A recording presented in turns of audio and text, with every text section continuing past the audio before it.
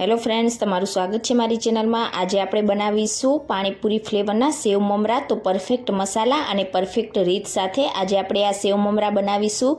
તમે એકવાર આ રીતે સેવ મમરા બનાવી લેશો તો બજારના સેવ મમરા ખાવાનું પણ ભૂલી જશો અને આ સેવ મમરા બનાવીને તમે તેને 2 મહિના સુધી એરટાઇટ કન્ટેનરમાં ભરીને સ્ટોર પણ કરી શકો છો।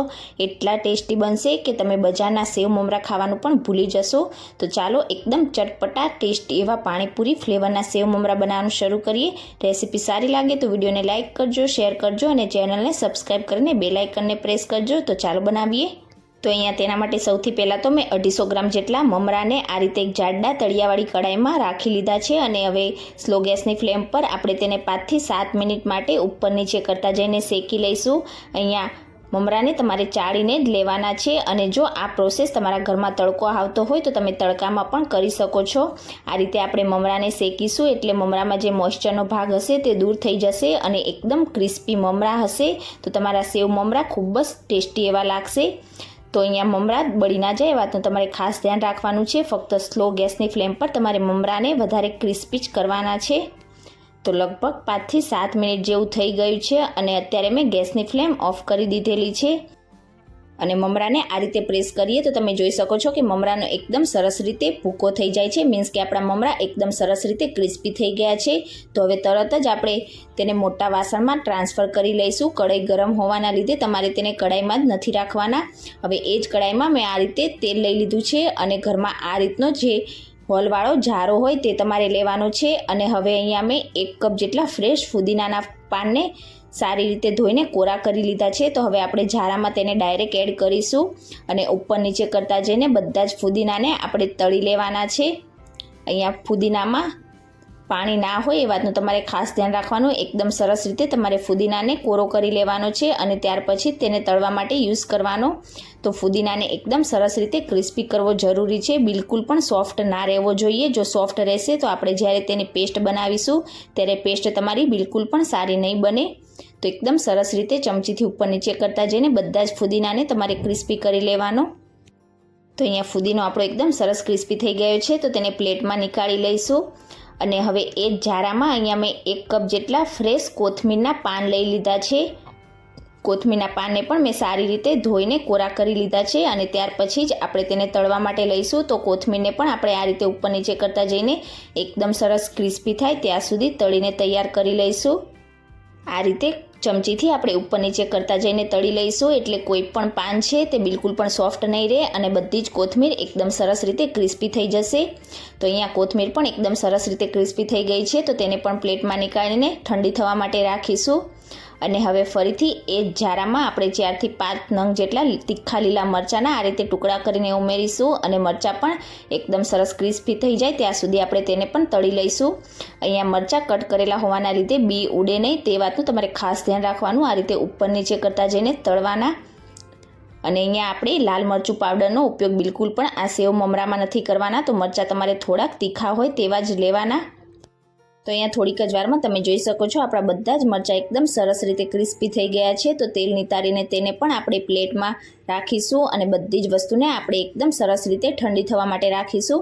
ત્યાં સુધી આપણે જારામાં 1/2 થી 1.5 કપ જેટલા કાચા સિંગદાણા એડ કરીશું અને સિંગદાણાને પણ આપણે એકદમ સરસ રીતે ક્રિસ્પી થાય ત્યાં સુધી તેને તળી લઈશું। સિંગદાણાનો ટેસ્ટ આ સેવ મમરામાં ખૂબ જ સરસ લાગશે। તો સિંગદાણા પણ ક્રિસ્પી થઈને એકદમ સરસ રીતે તળાઈ ગયા છે તો તેમાંથી પણ આપણે બધું જ તેલ નિતારીને પ્લેટમાં નીકાળી લઈશું અને હવે સેવ મમરાનો સ્વાદ 100 ગણો વધારે તેના માટે આપણે મસાલો તૈયાર કરી લઈશું। તો 1 ટીસ્પૂન હળદર પાવડર ઉમેરીશું, 1 ટીસ્પૂન સંચળ પાવડર ઉમેરીશું, 1 ટીસ્પૂન શેકેલા જીરાનો પાવડર, 1 ટીસ્પૂન ચાટ મસાલો, 1 ટીસ્પૂન જલજીરા પાવડર ઉમેરીશું અને ખટાશ માટે આપણે તેમાં 1/2 ટીસ્પૂન જેટલો આમચૂર પાવડર એડ કરીશું। અહીંયા તેની જગ્યાએ તમે 1/4 ટીસ્પૂન જેટલા લીંબુના ફૂલનો ઉપયોગ પણ કરી શકો છો। 1/2 ટીસ્પૂન મીઠું ઉમેરીશું અને હવે બધા જ મસાલાને આપણે એકદમ સરસ રીતે મિક્સ કરી લઈશું। બધા જ મસાલા મિક્સ થઈને આપણા સેવ મમરાનો સ્વાદ વધારે તેવો એકદમ ટેસ્ટી અને ચટપટો મસાલો તૈયાર થઈ ગયો છે। તો હવે મસાલાને આપણે સાઈડ ઉપર રાખીશું અને આપણે જે કોથમીર, ફુદીના અને લીલા મરચાંને તળીને તૈયાર કર્યા હતા તે બધા જ એકદમ સરસ રીતે ઠંડુ થઈ ગયું છે। તો હવે એક નાનું મિક્સર જાર લઈશું અને તેમાં સૌથી પહેલાં તો આપણે 1/4 કપ જેટલા સૂકા મીઠા લીમડાના પાન ઉમેરીશું। અહીંયા જો તમારી પાસે સૂકો લીમડો ના હોય તો તમે જ્યારે કોથમીર તળી એ જ ટાઈમે તમારે લીમડાના પાનને તળીને ક્રિસ્પી કરી લેવાના। અહીંયા મારી પાસે સૂકા છે એટલે મેં ડાયરેક્ટ સૂકાનો જ ઉપયોગ કર્યો છે। હવે બધી જ વસ્તુને આપણે મિક્સર જારમાં એડ કરી લઈશું અને ઢાંકણ ઢાંકીને આપણે બિલકુલ પણ પાણી એડ કર્યા વગર જ એકદમ ફાઇન પેસ્ટ બનાવીને તૈયાર કરી લઈશું। અહીંયા પીસતી વખતે તમારે બિલકુલ પણ પાણીનો ઉપયોગ ભૂલથી પણ નથી કરવાનો। તો અહીંયા તમે જોઈ શકો છો એકદમ સરસ રીતે આ રીતની ફાઇન પેસ્ટ મેં બનાવીને તૈયાર કરી લીધી છે। પણ અત્યારે આ પેસ્ટ છે તે થોડીક થીક છે, આપણે ડાયરેક્ટ જ જો મમરામાં તેને એડ કરશું તો મમરા સારી રીતે આ પેસ્ટથી કોટ નહીં થાય। તો તેના માટે આપણે ગેસ ઉપર એક વઘાર પેન રાખીશું અને તેમાં 2 ટેબલસ્પૂન જેટલું તેલ ગરમ કરવા માટે રાખીશું। તેલ ગરમ થઈ જાય એટલે તૈયાર કરેલી બધી જ પેસ્ટને આપણે આ રીતે તેલમાં એડ કરીશું અને 2 મિનિટ માટે આપણે પેસ્ટને તેલમાં એકદમ સરસ રીતે સાતળી લઈશું એટલે આપણી પેસ્ટ છે તે એકદમ સરસ રીતે ફૂલી જશે અને ત્યાર પછી આપણે તેને મમરામાં એડ કરીશું એટલે બધી જ પેસ્ટ મમરાને એકદમ સરસ રીતે કોટ થઈ જશે। તો થોડીક જ વારમાં તમે જોઈ શકો છો કે આ રીતે આપણી પેસ્ટ છે તે ફૂલવા લાગી છે, મીન્સ કે એકદમ સરસ રીતે તે કૂક થઈ ગઈ છે। તો હવે આનાથી વધારે આપણે તેને બિલકુલ પણ કૂક નહીં કરીએ। હવે ગેસની ફ્લેમ આપણે ઓફ કરી દઈશું અને પેસ્ટ ગરમ હોય ત્યારે જ આપણે તેને સારી રીતે ચમચીથી મિક્સ કરીને તરત જ મમરા ઉપર આપણે વઘારને એડ કરી દઈશું અને હવે તૈયાર કરેલા મસાલાને પણ આપણે આ રીતે મમરા ઉપર એડ કરીશું અને બધા જ મસાલાના ટેસ્ટને બેલેન્સ કરવા માટે તેમાં 2 ટેબલસ્પૂન જેટલી આપણે દળેલી ખાંડ ઉમેરીશું અને હવે હાથની મદદથી ઉપર નીચે કરતા જઈને બધી જ પેસ્ટને મમરા સાથે એકદમ સરસ રીતે મિક્સ કરી લઈશું। તો આ પ્રોસેસ તમારે હાથથી કરવાની છે, જો તમે હાથથી મિક્સ કરશો તો પેસ્ટ છે તે બધા જ મમરાને એકદમ સરસ રીતે કોટ થશે અને અહીં અત્યારે પેસ્ટ ગરમ હોવાના લીધે તમારે એકદમ ધ્યાનથી આ પ્રોસેસ કરવાની। તો બધી જ પેસ્ટ અને મસાલાને મેં મમરા સાથે એકદમ સરસ રીતે મિક્સ કરી લીધી છે। તમે જોઈ શકો છો કે ફુદીના અને ધાણાના લીધે આપણા મમરાનો કલર એકદમ સરસ ગ્રીન એવો આવ્યો છે અને બધી જ પેસ્ટ એકદમ સરસ રીતે મમરાને કોટ પણ થઈ ગઈ છે અને એકદમ સરસ આપણા ક્રિસ્પી મમરા બનીને તૈયાર થયા છે। તો હવે આપણે તેમાં 2 કપ જેટલી થોડીક જાડી હોય તેવી બેસનની સેવ ઉમેરી દઈશું।